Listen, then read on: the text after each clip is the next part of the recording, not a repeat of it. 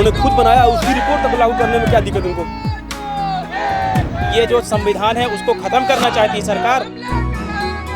तो फिर हम एक महाआंदोलन का आगाज करेंगे।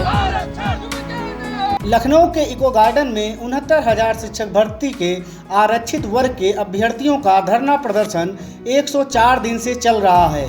मुख्यमंत्री योगी आदित्यनाथ के 7 दिन के आश्वासन के बाद भी अफसरों ने कहीं न कहीं पेंच फंसा रखा है।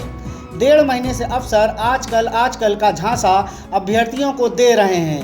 अभ्यर्थियों ने बताया कि सीएम योगी आदित्यनाथ से हक की मांग कर रहे हैं, उनसे भीख नहीं मांग रहे। देखिए, ये मंत्री तो बनाए गए हैं, ये सारे लोग इसे पिछले अभी केंद्र में विस्तार हुआ, 27 लोगों को दिखाया गया कि बड़े बड़े होर्डिंग बैनर पोस्टर लगे, लेकिन सबसे मिला जा चुका है, सबसे हमारा जो है डेलीगेशन मिल चुका है, लेकिन कोई हमारे पक्ष में। हाँ, एक अनुप्रिया मैडम है जिन्होंने हर मंच पे खड़ा होकर के उन्होंने कहा है कि हम आपकी बात कर रहे हैं, मुख्यमंत्री से ही बात हुई, गृहमंत्री तक हमारी बात हुई है, लेकिन एक मुख्यमंत्री जो कि पूरे प्रधानमंत्री का पूरा जो है पूरी जो छवि है जो जनता के बीच है उसको एकदम धूमिल करने पे लगे हुए हैं।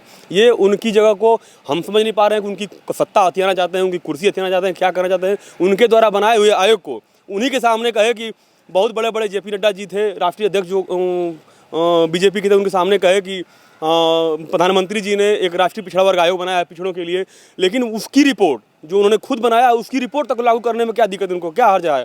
अगर आपको दिक्कत है तो आप उस मूल चयन सूची को जारी कीजिए, आखिर जो हमारी मांग है उसको पूरा करिए ना।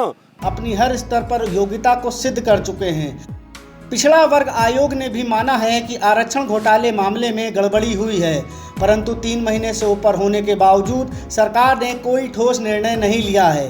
गर्मी, धूप, बारिश और पारिवारिक समस्याओं को झेलते हुए शिक्षक भर्ती के अभ्यर्थी अपने हक और हुकूक की लड़ाई के लिए इको गार्डन में संघर्षरत हैं। वहीं अभ्यर्थियों ने बताया कि उनका एक प्रतिनिधिमंडल दिल्ली गया है, जब वो आ जाएंगे तो बड़े आंदोलन का ऐलान करेंगे और इस बार आंदोलन इको गार्डन नहीं, इको गार्डन के बाहर होगा। वहीं अभ्यर्थियों का ये भी कहना है कि देश भर से 145 संगठनों का उनको समर्थन मिल रहा है, उसके बावजूद योगी सरकार उन लोगों की कोई सुनवाई नहीं कर रही है। सरकार पिछड़ों के हित की बात करती है और पिछड़ा वर्ग आयोग बनाती है, ये बहुत अच्छी बात थी। ये जब बनाया गया तो हम लोगों में एक उम्मीद की किरण नज़र आई कि हो सकता है हम लोगों को न्याय मिले इस सरकार में, लेकिन वो न्याय मिलता यहाँ पे भी नहीं दिख रहा है, क्योंकि जब ये आयोग की रिपोर्ट हम लोगों के पक्ष में आ जाती है, इसके पूर्व में माननीय शिक्षा मंत्री जी उनके खुद वक्तव्य होते हैं कि आप लोग चले जाइए, हम ठंडियों में धरना देते हैं इसी के लिए, तो बोलते हैं आप लोग चले जाइए और आप कहीं से भी अपने पक्ष में अगर निर्णय ले आते हैं तो हम आपको जल्द से जल्द निस्तारित कर देंगे मैटर। लेकिन जब हम लोग ये आयोग की रिपोर्ट ले आते हैं अपने पक्ष में तो उसके बाद वो तो कई महीने तक गुमराह करते रहते हैं, डिनाई करते रहते हैं चीज़ें एक्सेप्ट करने के लिए। लेकिन जब चीज़ें एक्सेप्ट कर ली गई उसके बाद भी आज तक हम लोगों का